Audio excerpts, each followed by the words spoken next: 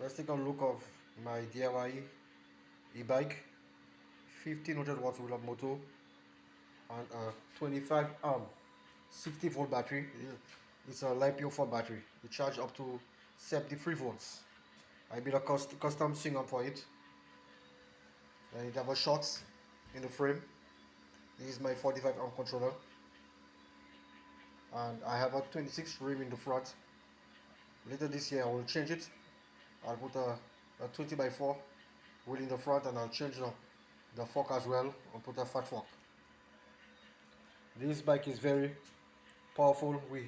Down here in St. Lucia we have a lot of hills. Some of the hills we climb it, I think it's at least 15 or 20 minutes to climb the hills.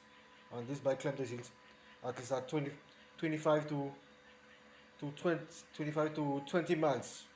Some of the hills it climbs at 40 miles. Very fast climbing the hills. And then I have my fin in the front. I have to buy another one to put in the back, so I want to travel so my clothes will not get wet or get dirty. Let's put it on to see what's popping on the screen. There is it. Battery's full charge. So far I do 180 miles on that bike. So traveling every day, going up and down, going to work and go to other places. Okay, I will turn it off.